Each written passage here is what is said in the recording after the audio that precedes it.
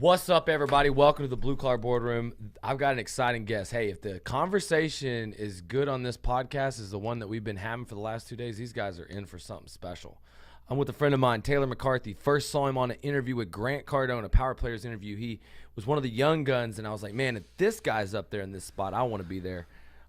He was the #1 door-to-door sales rep in the country at the age of 18 years old, in charge out of 2,300 reps.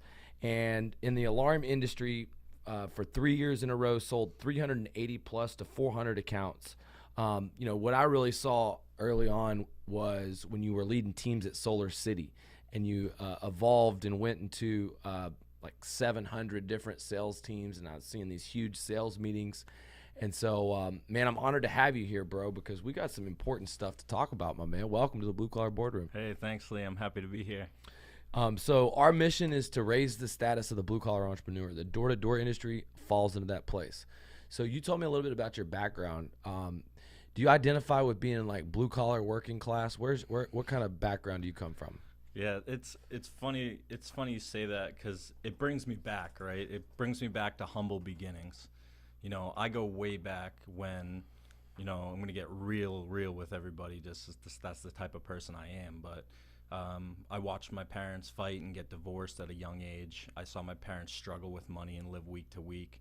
And for some reason, at 12 or 13 or 14 years old, I realized that the decisions that I make in my life were going to decide my wealth. And watching my parents struggle, I had said, hey, the most successful people are willing to do things unsuccessful people are not willing to do. And at that time, I had made a decision that I was going to do everything in my power to be able to get myself out of that position that I watched my parents get in. So my parents got divorced. I went with my dad. I watched my dad get screwed out of pretty much all the money, and he had maybe $40 or $50 left at the end of his paycheck every week, and those $40 or $50 he would spend on me and my little sister. We lived in like a 1-2 bedroom apartment.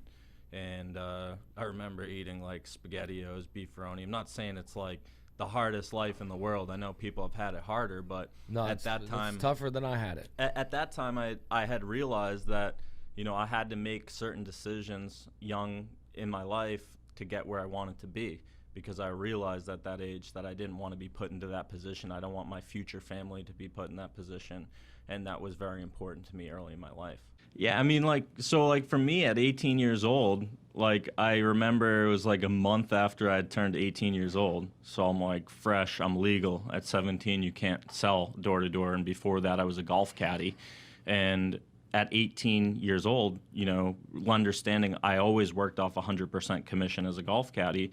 I used to have to carry a golf bag, 2 golf bags, one on each shoulder for one full round, and that usually took almost 5 hours. And at the end of the round, I would get $80 in commission. And at that time, it was great. I was making $20, $18 an hour as a 14-year-old, as a 15-year-old, as a 16-year-old.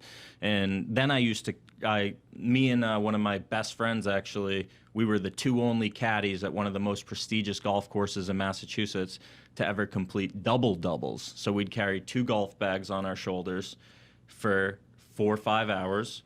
We would come back in, and then there would be more golfers going out that needed caddies. So we're like, all right, we'd be the first caddies out, so we would have a second job. So picture you're 10 hours with 2 golf bags on each shoulder. You made $160 for the day on a Saturday as a 14, 15-year-old, and you think that's unbelievable. And I skipped the last class in high school. I actually had a 1.8 GPA. You need a 2.0 to actually qualify to go to state college, which I didn't. I didn't qualify for state college. I had a 1.8. And that last class was something like, we had 4 classes in a day, and the 4th class started at around 12. So I'd get out of my 3rd class, I'd look both ways, make sure no teachers were looking. I'd run out the emergency exit, run over to my car. It's kind of like you get suspended for skipping school or whatever, but I somehow managed a way to get myself out of that, whatever way it was. I'd be in the field. I would work, at that time I was selling telecom for $86 a sale. Mm-hmm. So within my first, I remember my first couple days, like within the first hour, I had 3 of them. So I'm like, I just made $240 an hour when I was making 160 in 10 hours carrying golf bags around. So I'm like, okay, now I can understand that I can start using and start building myself to the point where I can get to that next level. And I used to skip my last class. I used to always time myself. I'd say, hey, I need to make 86 before the school day ends. And I'd get my 86 and I'd stay out there the entire day. And I used to always tell myself, I'm working for $1,000 every single day. That's what I'm worth. And I put myself in the field every single day, consistency. And I think that work ethic and those early decisions, you know, when I was a caddy and watching my parents struggle, one of my favorite lines is, starting from the bottom is not a deficit, it's a gift. Absolutely. And I wish I had a little bit of that grit, because I experienced that after I kind of went off on my own. And I remember failing out of college and coming back to my hometown, and like my dad being like, dude, if you want to get back in the business, then you better get your shit together. And so I started from scratch a couple times in my life, but hearing that grit coming up, you know, I know those were some important lessons. You know, growing up though, one of the things that, you know, I've always loved is to compete, and you've been bred in this culture, and you to become arguably the greatest alarm and solar salesman of all time. You've been around some great salesmen, huh? Name some of the great people that you've learned from. I mean, there's a ton of them out there. You know, first off, my brother, Nathan McCarthy. Yeah. Kid's unbelievable at sales. Timothy Yesta, guy down in Florida. Neil Rogers. Hayes Barnard. John Frampton. Jesse Folsom. Oh, I meant that John Frampton, dude. He's a beast. Yeah, these guys are all beasts and individually in what they do. And it's kind of like, the way I look at it is, there's a ton of great. To call yourself the greatest of all time is tough, because you might be the greatest of all time at one certain aspect of door-to-door sales. And I know my role, and I think that's very important for a lot of direct salespeople to understand. And I think that if What is your role? Well, I think my role is my stuff's raw. My stuff's raw. Like, I'm going to the door and I'm hitting people with stuff they never know. I'm going into trainings and they never heard this stuff before. It's because my stuff is very original. So it's not just say, hey, I read this in a book and I'm going to go teach it to you. Or, hey, I heard this in a training, I'm going to go teach it to you. So, like, I'll hear other professionals. And, like, for some person to say they're the GOAT, oh, I'm the GOAT doesn't call themselves the GOAT. It's not how it works. To call yourself the GOAT, it just doesn't work that way. You recognize there's greatness in all. Like, there's a ton of things in direct sales and door-to-door sales that some of my mentors and a lot of the people I've trained at are so much better than me at.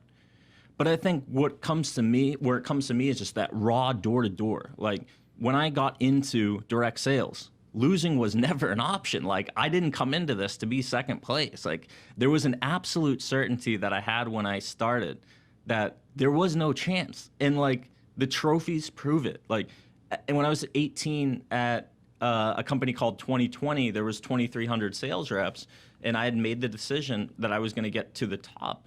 And I made that, you know, non-negotiable. That was non-negotiable. So your buddy came to us to dinner the other night, and I want to tell the viewers the story. There was a contest. You had lost the year before. This week, you sold close to 50 alarms in 1 week.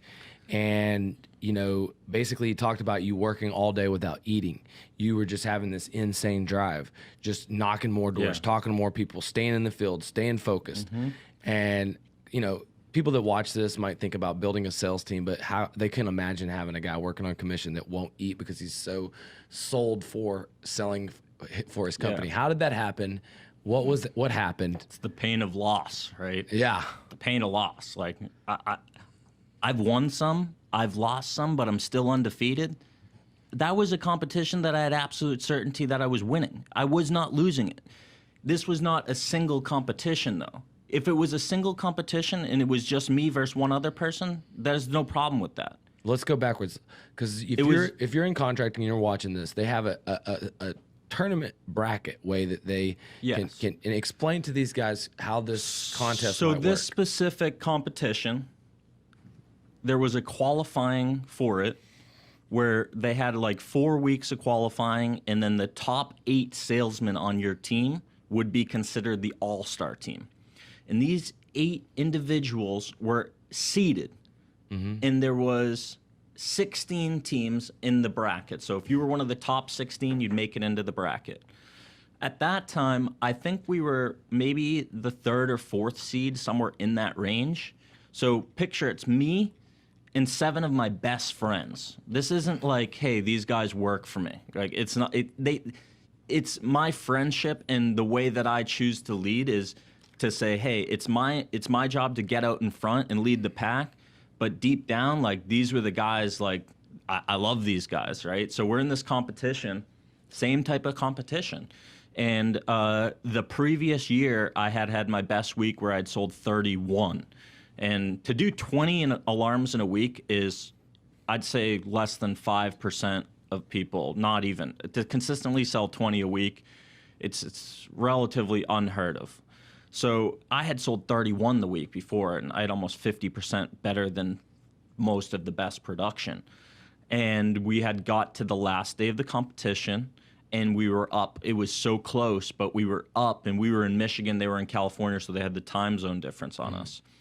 And, you know, it came to 11:30, 12 o'clock at night. They're putting in sales. We're putting in sales. And we're like, okay, well, what do? It's 12 o'clock. And they kept putting on sales because it's 10 o'clock. And we're like, we're going to lose this competition. We got to do something. So 5 of us hopped in the car. We went to a mobile home community, manufactured home community, a little bit of low income next to it. And I just said, hey, guys, look for lights on and get yourself in front of anyone and say, hey, it is serious. We're not trying to come down on anybody. However, it is important. That's one way to break preoccupation, right? I'm there for a reason. This is important. It's 2 a.m. in the morning right now, right? I got a sale at 3:30. No. I'm pretty sure. So sure. what did they say when they came to the door? So I remember that specific one. It was. That's what I'd tell you. Somebody was sleeping. She like half asleep. We're like, hey, I don't know if you knew about the incident that happened. It is serious. We're trying to get everybody to understand this before everyone knows about all the incidents that were going on. And deep down, it's peace of mind for people. It's like, so in sales, it's never okay it's never good to be pushy with people unless it's a life or death situation. So my mindset is, this is a life or death situation. What happens if I don't protect this lady's family and 4 nights later she has a random home invasion? Right? Terrible, man. You got to take it on your cost. Got to be an evangelist. So you got to genuinely try to help people. Yeah. Bottom line, we came to the end of the competition. We lost by 1. We lost by 1 or 2 sales at the end of the night. It was devastating because we were so close, and we had the absolute certainty, and we worked so hard to win this competition, and we lost. We lost on the last day by 1.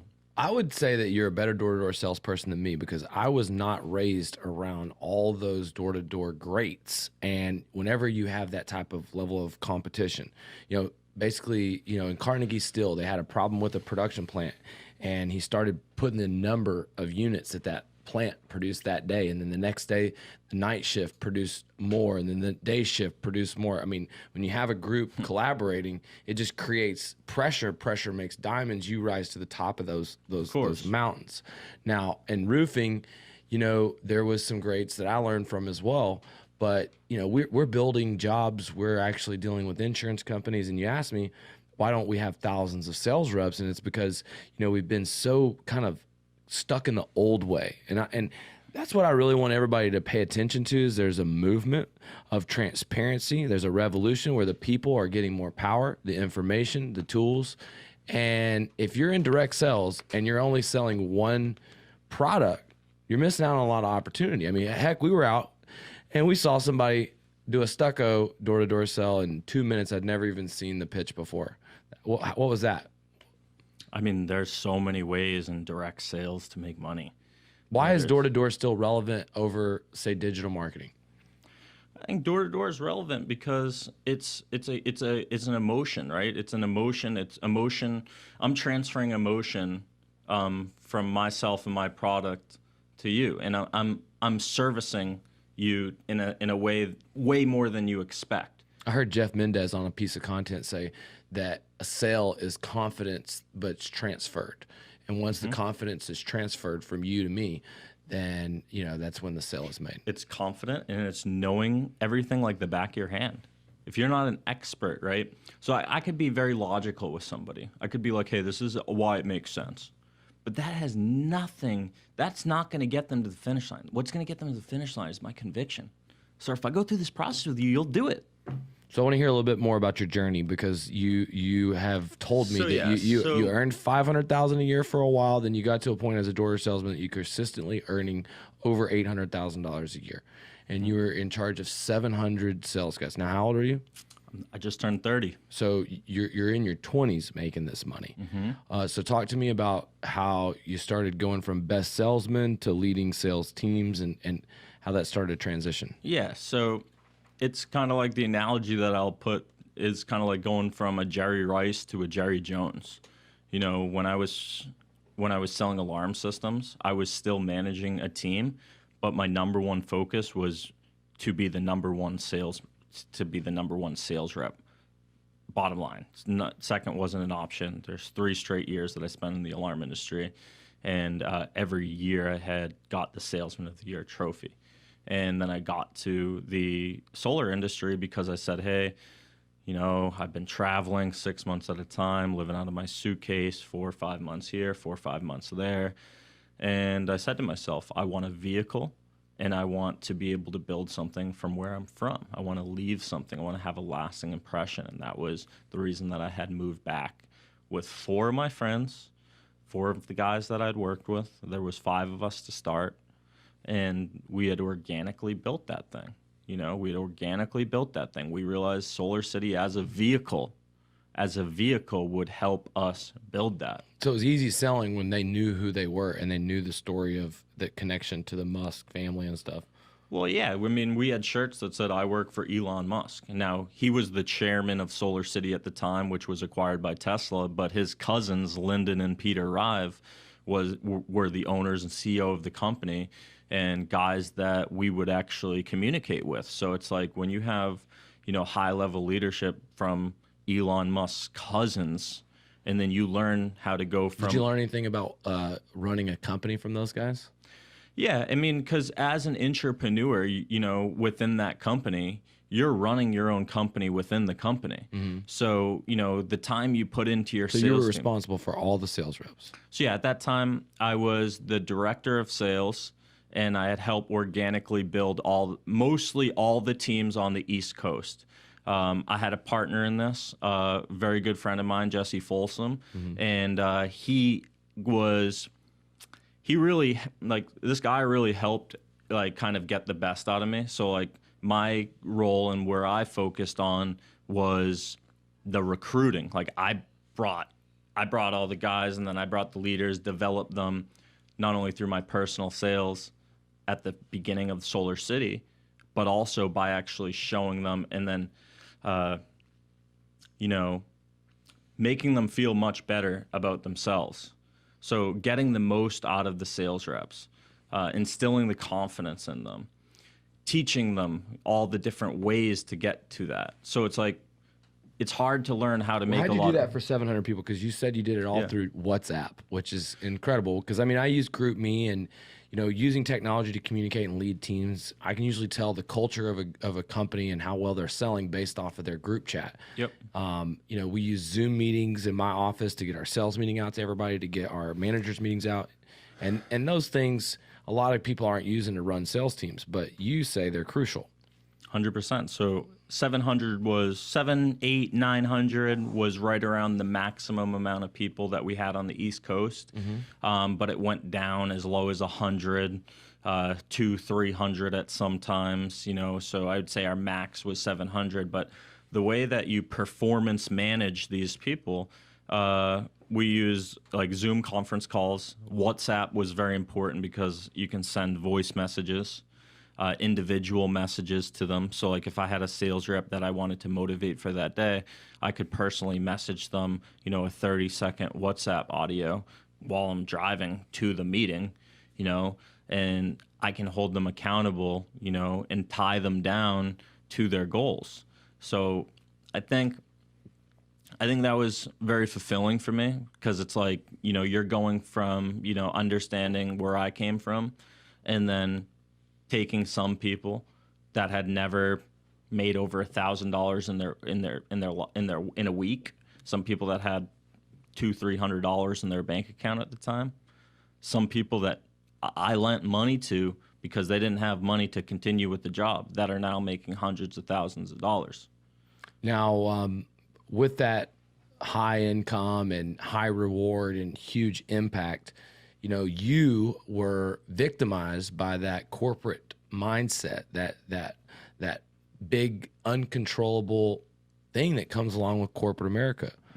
And, you know, talk to me a little bit about building all that to have it all taken away. Yeah, so I haven't talked about this, and I'm glad to. So, you know, I guess there's phases in everyone's life, and I would say, you know, one thing that I stress in selling is to maintain an even keel. You know, never allow your highs get too high or never allow your lows to get too low. And at this time, Solar City was acquired by a much bigger company in Tesla. And when they were acquired, everyone was like, yes, we're Tesla now. We're going to go door to door as Tesla, direct selling as Tesla. And then I remember I was on the way to the field to close the sale. And I had already basically had everything. I had already met with them. I was going to close it. And we were like, hey, we have a phone call in 30 minutes. And then 5 minutes before the call, I had gotten a call from my senior director who was like, hey, the guy that helped me, that we built the East Coast with, and he's like, hey, they're firing everybody from direct sales. They're eliminating the channel. Oh, my God. And so we got on the call 5 minutes later, and it's hard for me to fire two people, it was five very people. quickly that they said, you know, we've decided to eliminate. You guys are no longer effective to go door to door at all. So I was like, can I even go to close the sale? And I'm like in the field, and they're like, no, you guys are effective. Like it was the craziest thing that happened. Was there negativity that was causing the backlash, or? No, it was just the fact that they were acquired by a bigger company in Tesla, and Elon Musk made the decision, hey, we don't want door-to-door sales. We don't want direct sales representing Bad Tesla. for our brand?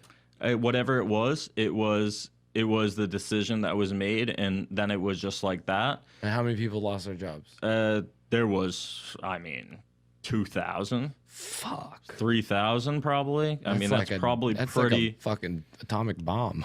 Yeah, so 2,000, 3,000 people right there. Hey, you know, we're going to eliminate the channel. And I think, you know, a very minimal amount of people, you know, they basically told us, hey, if you want to reapply for a job, you can work inside of the Home Depot. And we're direct salespeople. You know, we hunt what we kill. We want to decide our own wealth for that day. And the whole sales channel was cut just like that. Jesus. Yep. So now moving forward into 2020, what are your thoughts on the solar industry? I think the solar industry is alive and well. You know, there's a lot of people making. What are they talking about? The subsidy winner? Yeah, I mean, people are making it's all terms on your mindset. I know guys that are making over $1 million as an individual sales rep. Oh, geez. So it's like there's no like recession or like, hey, like it's like when people are like, I'm in a slump right now with selling. No, you're just in a bad mental state. There's no such thing as a slump in selling. Right. So it's like I think solar, unbelievable industry. You know, your decisions decide your wealth. Like, but you also have to realize it's very easy. What are the downsides of solar?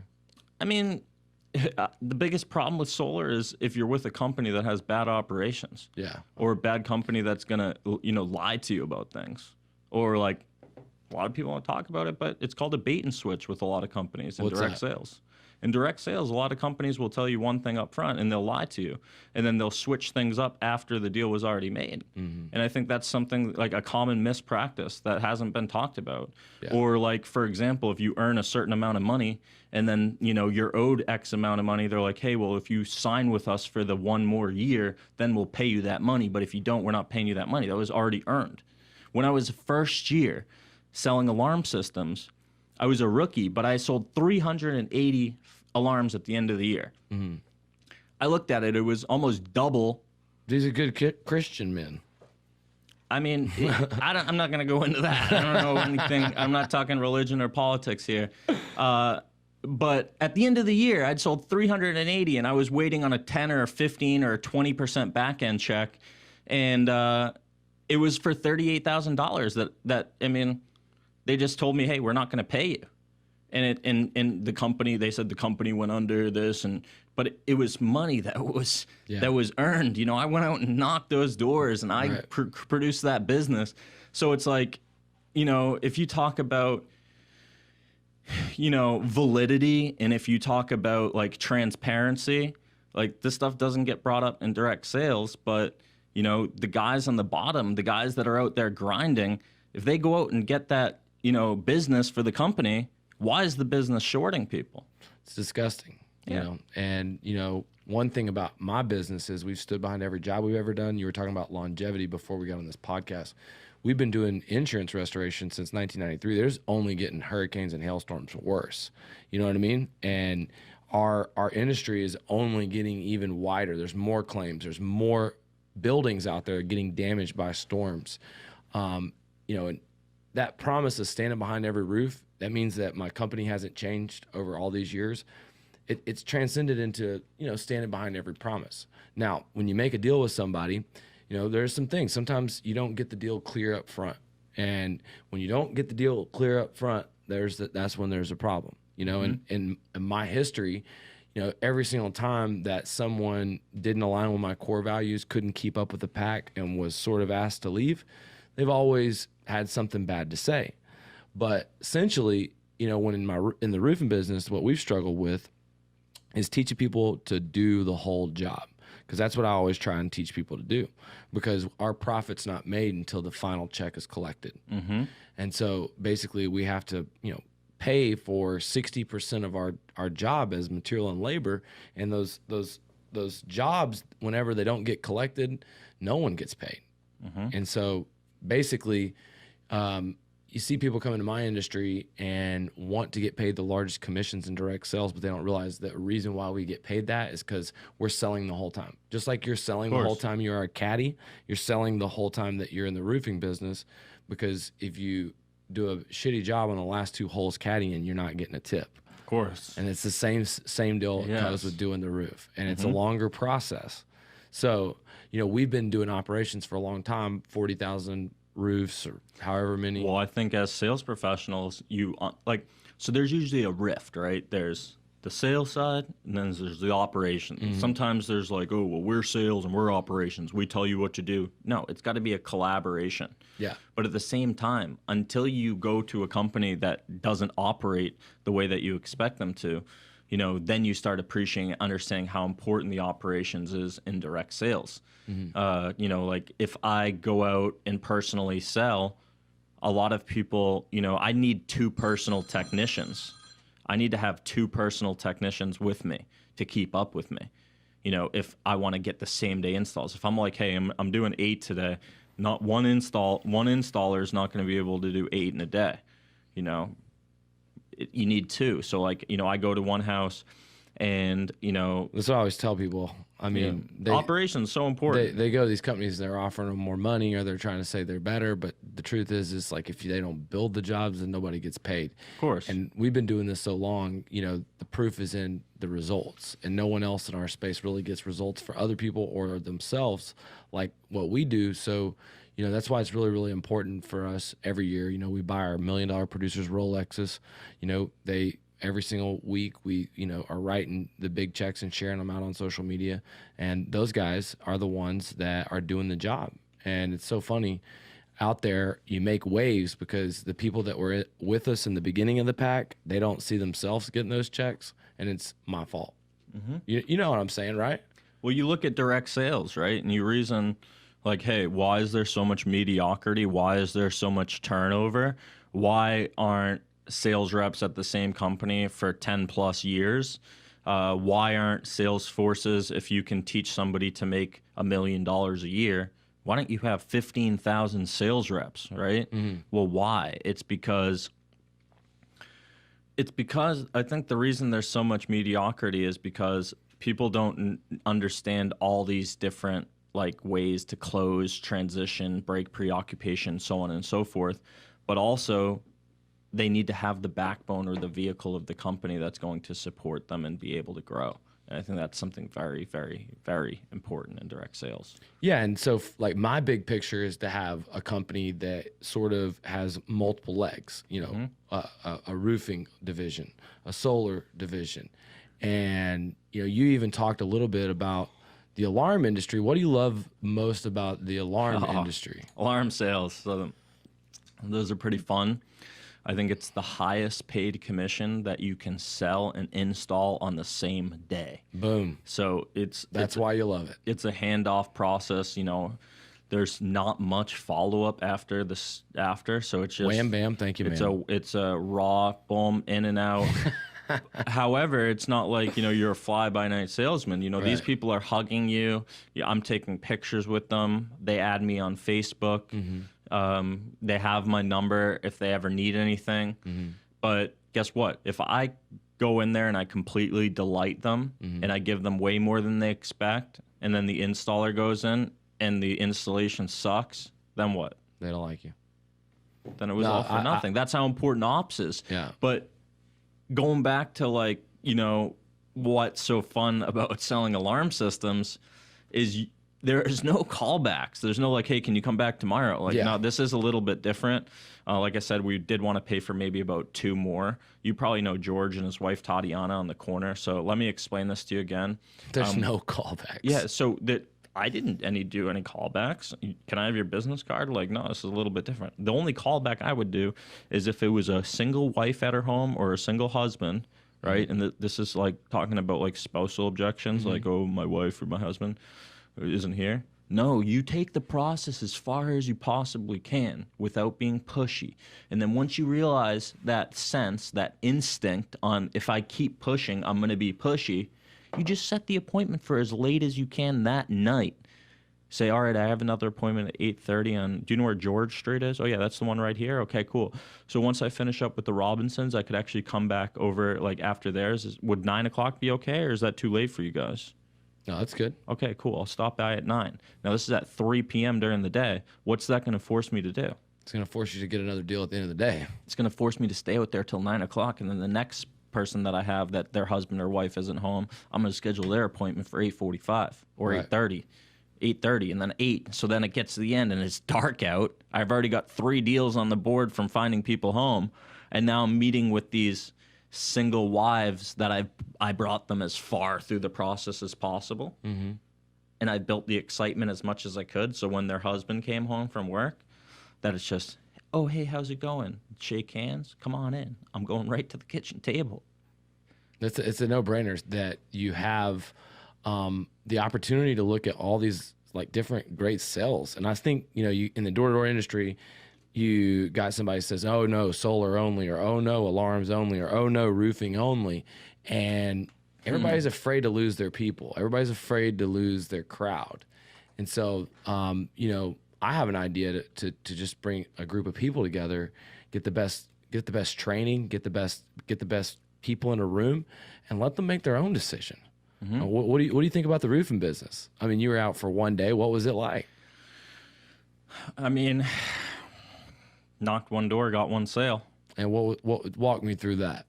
So this is I had watched Lee knock 2 doors. And I had watched them go to a callback with a woman where her husband wasn't there. And then we had knocked on one door, and the guy immediately slammed the door. And then we knocked on the neighbor's door, and their garage was open. So you had knocked the door, and I'm pretty sure Lee had gotten a phone call, so he had walked away. And I'd sat there for maybe 10 or 15 seconds, and I looked at the garage. And the garage is open. Still nobody answered. So I was like, somebody's home here. So I knocked the door. 5, 6 knocks. I'm not a light knocker. You'll never hear me knock like that. That's the way I knock. In the garage? No, I knocked on the door. Got them going. I knew the garage was open. I said, hello? Hello, hello? Waited a little bit. Woman had walked to the door with a small baby. Very disarming when I talk with women. So I'm like, oh, hi, miss. How are you? Sorry to bother you. I'm talking very low with my pitch because I want to come across as very disarming. And I simply told her, what I had heard you guys talking about. You know, if she had damage to her roof, you know, there's a possibility that it could be covered. There would be absolutely no way I could hurt her situation if I went through the process with her and she qualified, that she would have the opportunity to have her roof covered. Now, keep in mind, I told her, I was like, I'm not telling you this is that I can do it. It's almost like Take it away. In alarms and selling solar, it's always that's like a curiosity factor. it's yes. So in alarms and selling solar, it's like, you know, hey, we go through a process. It's a series of 7 questions. If we feel like you guys are a good fit for us, we'll show you a way that we completely custom fit the home. How many years have you even lived here? Oh, nice. Okay, like I said, this is a little bit more selective. But if you have lived here for 7 years, once I go through these questions, I kind of show you how it would work. It'll literally take about 3 minutes. Do you need me to take off my shoes? And I'm going to transition into the home. So when I go back to that, you know, takeaway, you know, if I pick you, you know, we are paying for maybe about 2 more. You know, sorry I'm late, you know, different little one-liners or tactics that I'm using in direct sales and that I'm using in my presentation. These are the things that made me better. These are the things that make me better. These quivers that I can have in my arrow. So like the arrows I have, right? So it's like, I'm not interested, right? I hear people answer that all the time. And I'm like, there's better ways to answer it. But there's not just one way to answer it.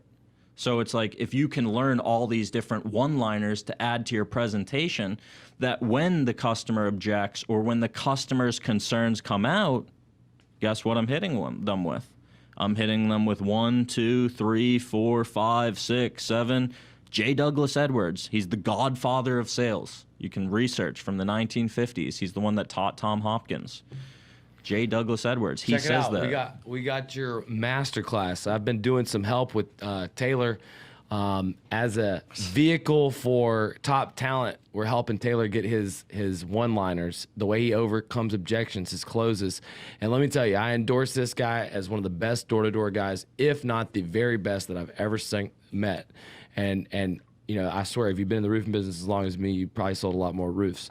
So my point is that we built this masterclass out, and how to prepare your mind to manifest millions, how to use one-liners to overcome any objection, how to land your prospect the first with a one-call close, the fundamental skill of champion sales professional, how to use the can we pay question-based selling method. So let's go through a couple. Hit me with like let's give him a little like content, right? So like, I don't want it to just be like, you know, this is my second time doing a podcast, right? I don't do podcasts, never have. But let's get into the real stuff. Okay, so hit me with a not interested. I want to give you a couple ways. Okay, so knock my door.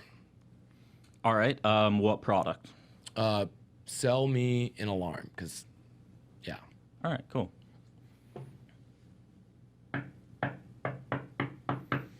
Hello. Oh, hey, sir. Sorry I'm late. We did want to do about 2 more. You're the homeowner here, correct? Yes, sir. Okay, my name is Taylor McCarthy. We're just the ones with Brinks. And whatever company you're using, you can use that. So, like, let's go into more of objections. That's what I want to do, because I don't want to be one specific product than me going into my whole pitch or presentation. So here's the deal. I don't care what it is you're selling. Yep. I'm not buying it. I'm not interested. Yeah, of course. You don't want to buy anything, right? No, I'm not buying. Yeah, this is completely different. Like I was saying, we did want to pay for about 2 more. Do you know Judy? She lives across the road. Yeah. Now, keep in mind, like, we're not a charity. I'm not just sitting here saying we're going to completely custom fit your home. There's definitely going to be a few things we ask from you.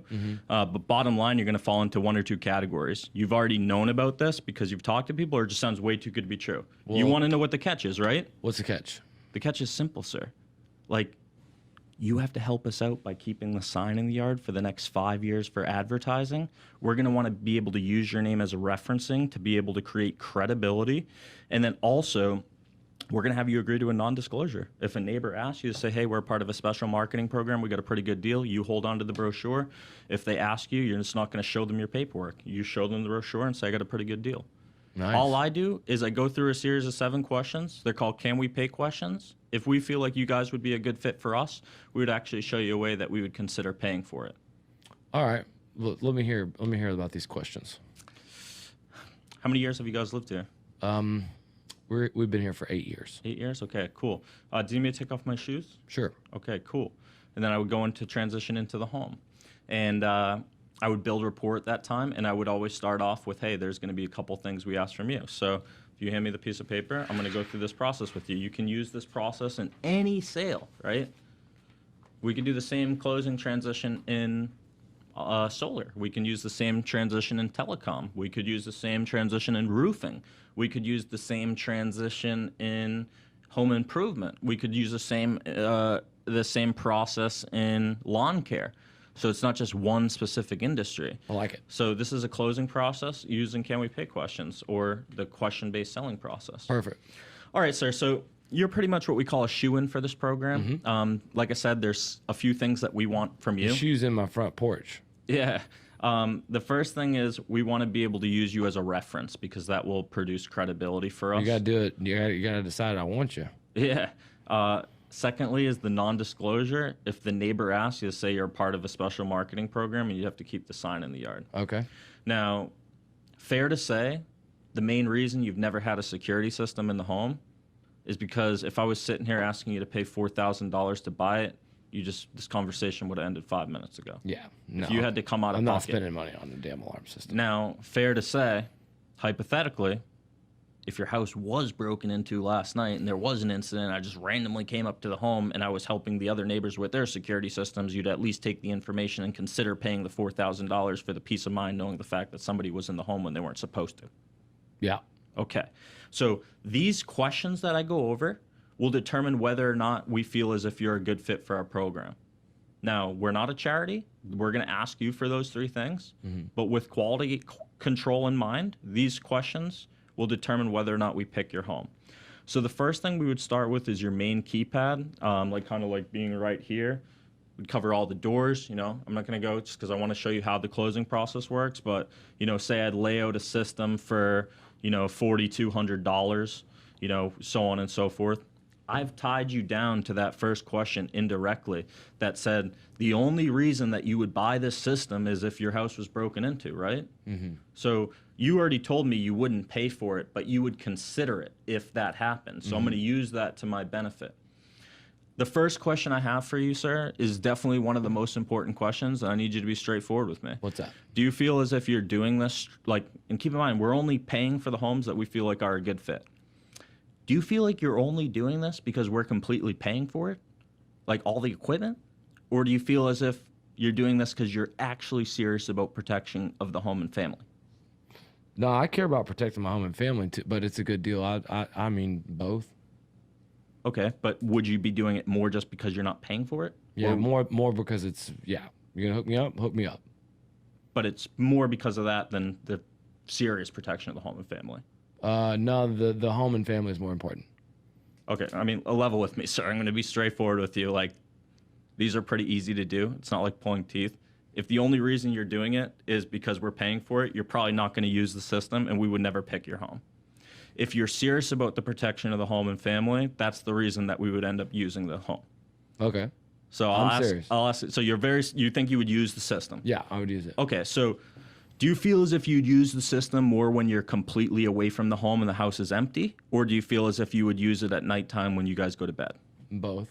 Both. Okay, perfect. Now, keep in mind, I know the way he's going to answer these questions by the way that I'm asking them. They're rhetorical. What would be a bigger concern for you? Somebody taking something from you or being in the home when they weren't supposed to? Someone taking something from me.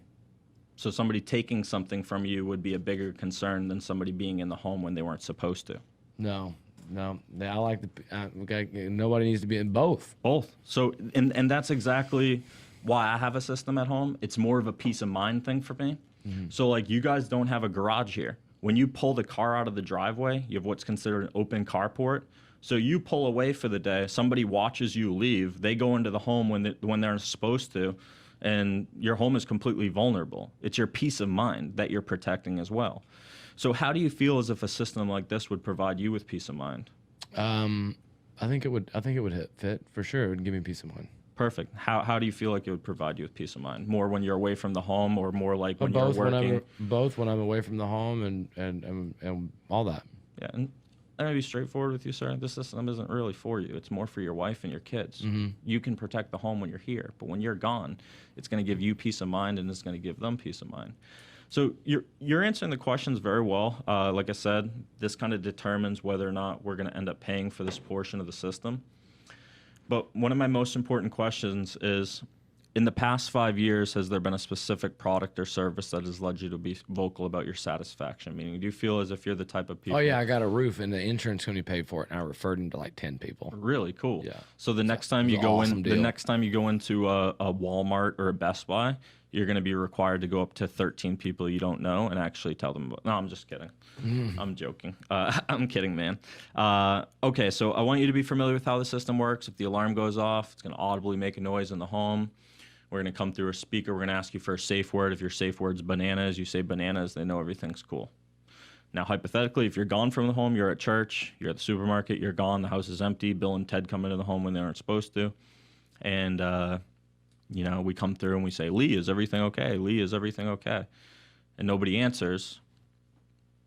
You obviously want the police to show up, correct? Yeah. Okay, it's not going to be me that shows up on my backpack on my bicycle to check if everything's okay. No, we want the cops. That's the actual police, and we dispatch everything through the speaker. That's called monitoring. That's how the system operates. Now, you've answered every question exactly how we want. Like I said, you're pretty much what we call a shoe-in on the program. I do have one more question. It is a heavy question, but the company does require me to ask it. On a scale from 1 to 10, and if you had to break it down to decimal points, you definitely could. But what would you rate my socks? 10. 10. All right, cool. High five. Why would I do that? Psychologically, going back to salesmanship, why do you think I would do that? Why do you think I would do that? I don't know. I'm taking their buying resistance down. I've asked them certain questions at the end. In the past 5 years, has there been a specific product or service? I also tied you down to the monitoring because I asked you if you wanted the police to come. Right. And then I've lowered the buyer's resistance by making them laugh. Depending on my clientele at that point, I'll ask that question, or the customers I serve. So you've answered the questions exactly how we like, sir. I'm going to show you how this works, and you tell me if you think it's fair. Okay. If I get through this process, it's a done deal. Firstly, do you have any issue with us using your name as a reference? No. Secondly, is the non-disclosure. If a neighbor asks, you say, hey, we're part of the special marketing program. You know, we got a pretty good deal. And lastly is keeping that sign in the yard for the next 3 years. Right. If you're cool with those three things, just like I explained to you, and going back to that first question, the main reason you don't have a system is because you would never come out of pocket to buy it. We would cover that complete cost. We'd pay for the keypad, pay for the cell unit, pay for all the doors to be protected, pay for the doorbell camera, we pay for the camera in the back of the home, we pay for the thermostat, we pay for the maintenance. Typically, the way these things are installed is they're all done professionally. It is $200 to have these installed. The only way I know of you being exempt and not actually having to pay that $200 is if you're willing to be flexible, meaning like the next time they're out here with one of the neighbors, they would do yours back to back. So as long as you could be flexible, you don't even have to pay that $200. We would waive the fee to have it installed. So a cost that would be $4,200, you literally don't pay us now, you don't pay us never. Now where they get you is these systems dial out on a cell phone unit. It's wireless, like I was explaining to you. Kids can just cut the phone line and the system wouldn't dial out. That's typically what you're responsible for. And that's $89 every single month. That's monthly. Now, like I said, you're an advertising home. We're not gonna have you tell the neighbors, but we're actually gonna pay that complete fee for you. So the system will be able to dial out. The one and only thing we have no control over, like I explained to you, if the alarm goes off, it's not me showing up to your house with a bicycle. That's the actual police department that show. And we're responsible for dispatching everything through the speaker. We negotiated that to $14 a week to make sure it was affordable for everybody. So most of the neighbors felt like it was pretty fair and cut and dry. We cover the entire cost of the system. Your only responsibility is to keep it connected to the police, fire, medical through dispatch. We would pay for the cost of the system. All I have to do is qualify the home. If they give me the thumbs up, then we would move forward. Just need you to fill this out: name, address, zip, phone, birthday. Boom, boom, boom, boom. So there's no $4,000. No, we pay for that. Like I said, you're helping us out with being a reference. You guys aren't obviously going to tell the neighbors we paid for the entire system, and you keep the sign in the yard. So why'd I pay $4,000 for my Vivint system? No, I'm kidding. I'm in. Boom. So, but what did I? If you understand the psychology of what I did there, Yeah. is I broke $56 or $60 a month because I can add $4 in taxes at the end of that. If you're selling at $50 a month, then it's $12 a week. But what am I doing there? I'm breaking it down to the ridiculous. And I've built emotion in all these questions, and I've wrote down all the answers to your questions. Now, hypothetically, if I get through these questions and I don't feel like you're 100% ready, that when I drop the $14 a week, that you're 1,000% going to say yes, I hit them with this. Okay, you've answered the questions very well. The last part is our company does actually require you to write the 3 reasons why we should pick your home. Oh, nice. And I sit there and I can't write it for you, I tell them. I say, our company requires you to write down the 3 reasons why we should pick your home. And I have them write because I'm on a fixed income. I've had them write because I'm scared. If you're doing that process in solar, you can have them write because my electricity bill keeps going up, because I want to do what's right for the environment. But when I have him writing it down now, I took that one step further from writing down all your answers to you writing down all the answers. So it's not what I say, it's not what I say, it's how I say it. It's not how I say it, it's how I make you feel. And in this situation, I'm building emotion from you writing that down. It's killer. It's an absolute great sales process. So these are general sales tactics that you can implement and apply to any industry. But it's that connection with the customer to help them through the process. The sales process is not to the customer. The sales process is for the customer.